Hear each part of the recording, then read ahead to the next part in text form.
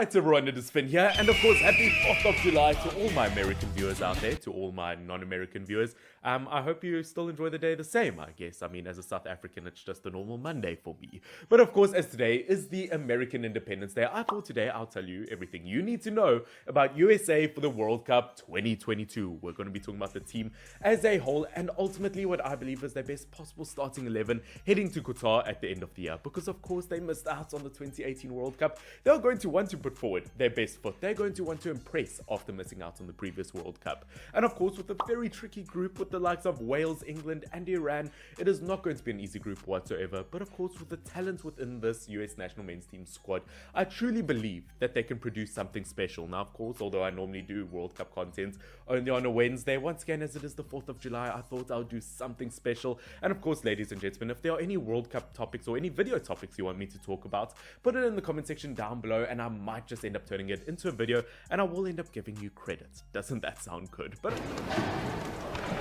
Okay. But of course, without further ado, jumping into what I believe is USA's strongest possible starting 11 heading into this World Cup, we of course have to start off with the formation. Now, of course, during the World Cup qualification stage, the formation that they have been using has been a 4-3-3 formation, and of course, if it ain't broke, don't fix it. Now, of course, one of my major problems with this US national men's team is the fact that they ended third in the Concacaf World Cup qualification process, which, yes, whether you're third or first, you still end up qualifying the same. But of course, I think that they wanted to end up doing better. I mean, for them to end up under the likes of Canada and Mexico, I expected a tiny bit more from this US national men's team. Of course, looking at them from an attacking front, I believe they had the second best attack in the qualification stage, but only the 4th best defense. So of course, heading into a World Cup group with the likes of Taremi from Iran, you've got Harry Kane, you've got Gareth Bale, defensively, you're going to want to lock up. And of course, that all starts off in the goalkeeper position. Looking at this US national men's team, who is going to be the reliable goalkeeper between the posts? Now, of course, it would be a lie if I said I didn't struggle with this. This is one of the most competitive positions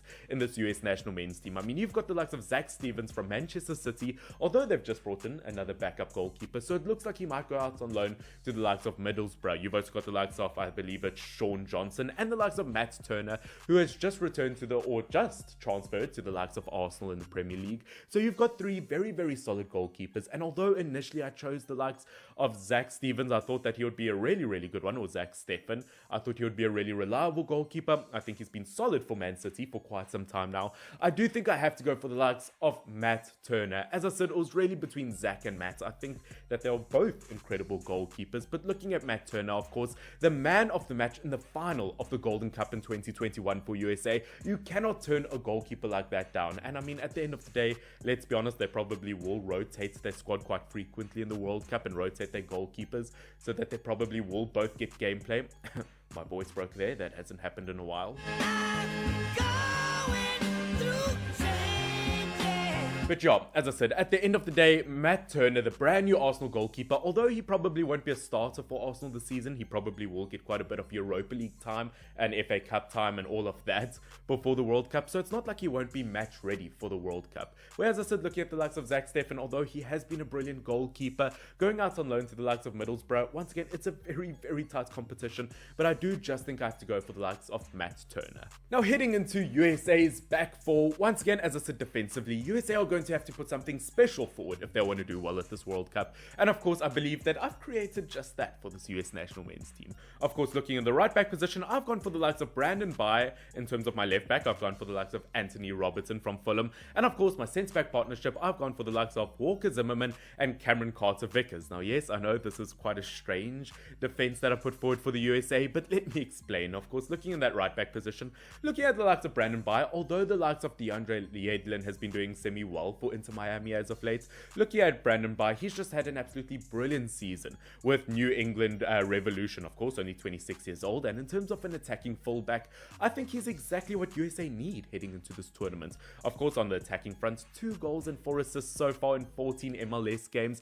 As I said, on the attacking front, I think he'll really do something special for USA. Of course, he can play as a winger, as a right back, as an attacking right wing back. Once again, as I said, just looking at this US national men's team, I believe on an attacking defensive front, he is exactly what they need. And I think that's exactly why I chose the left back side with the likes of Anthony Robertson. Of course, looking at him, he's been really decent for Fulham over the last year or two.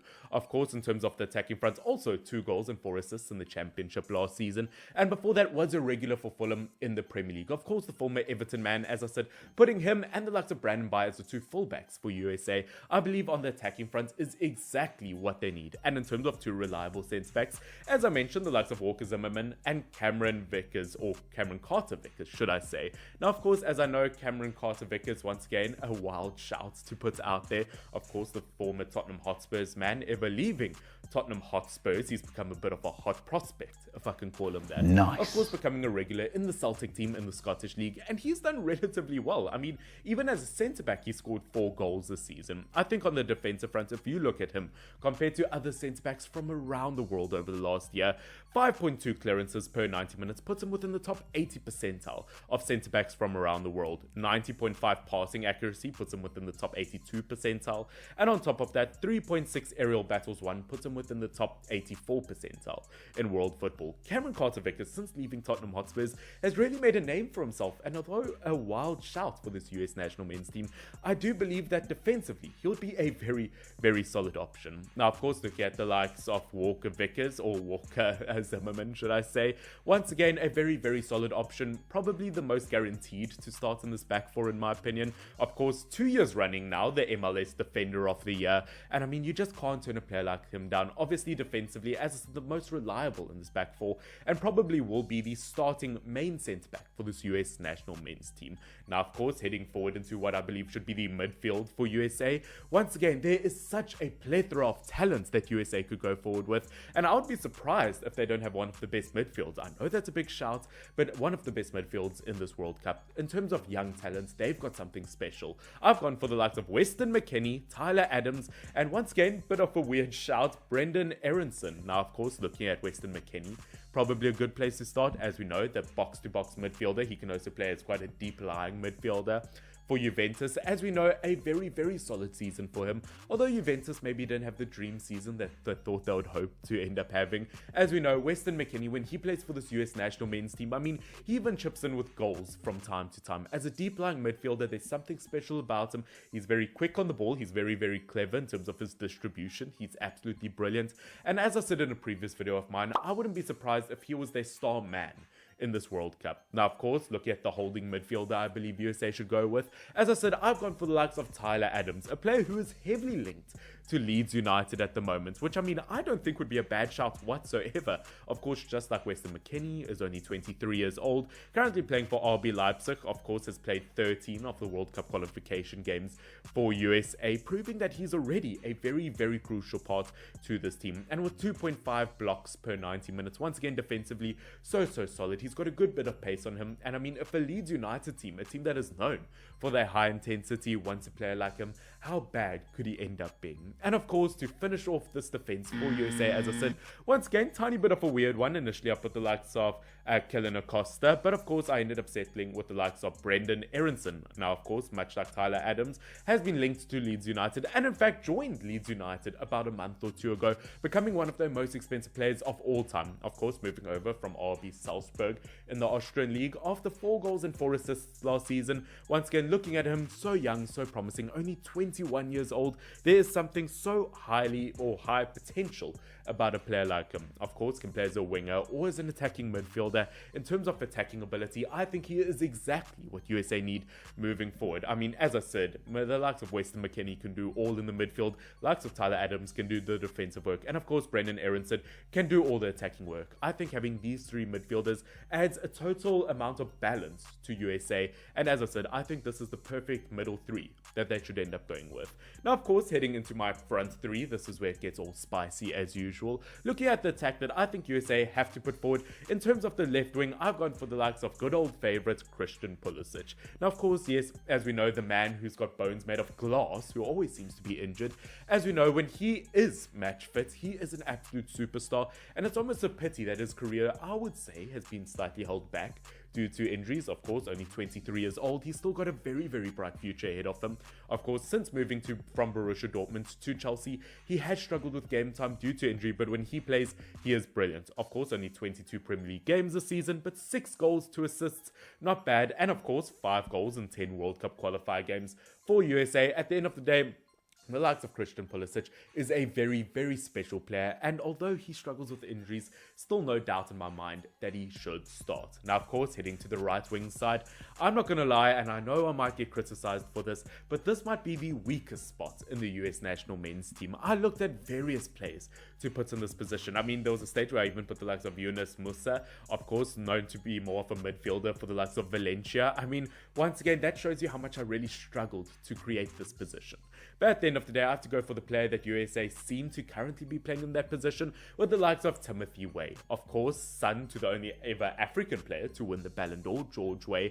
And all I have to say right here is he's quite a far way away from being what his father was. But saying that, I mean, still a top-class talent. Of course, only 22 years old, and at the age of 22 years old, has 2 French League titles with PSG, a Scottish League title with Celtic, and a French League title with Lille. Once again, that's not a bad cabinet to have, but how much he contributed to that, it's really tough to say. Of course, in terms of goals and assists, he's not one of those attackers who's absolutely swimming in those statistics. But once again, when it comes to his attacking ability, for the likes of both Lille and the USA national men's team, once again, he's probably their best option to end up going with. Now, of course, ladies and gentlemen, that takes us to our number 9 up front, our main attacker for USA. Now, of course, I've watched various videos where lots of people say that USA could struggle in terms of finding this position, but I really disagree with that, because I think without a doubt USA have to go with the likes of Jesus Ferreira up front. I mean, considering his name is Jesus and he was born one day before Christmas, I mean, that had real potential to be scary.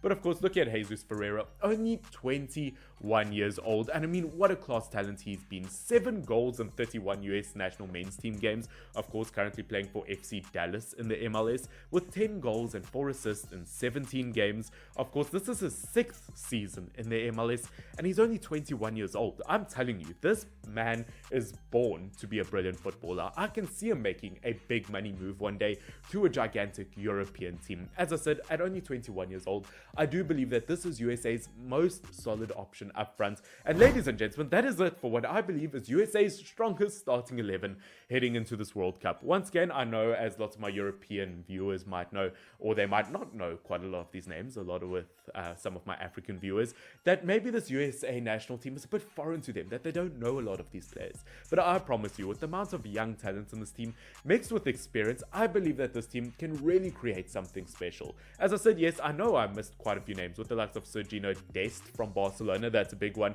DeAndre Yedlin, once again, some big names that I haven't put in the squad. But as I said, going forward, I believe putting this young squad forward is really the likes of USA's best chance. I think it's got the speed that they need, I think it's got the intensity that they need, it's got the youth that they need, and I do believe that they could create something special. But ladies and gentlemen, I hope that you have ended up enjoying this video. Once again, as the World Cup rolls around closer and closer, we'll be creating more USA, or not more USA, maybe 1 or 2 more, but more World Cup related content. Of course, if that sounds good to you, don't forget to subscribe down below, and of course hit that like button as well. Guys, this has been Finn, FYNN. Until next time, cheers.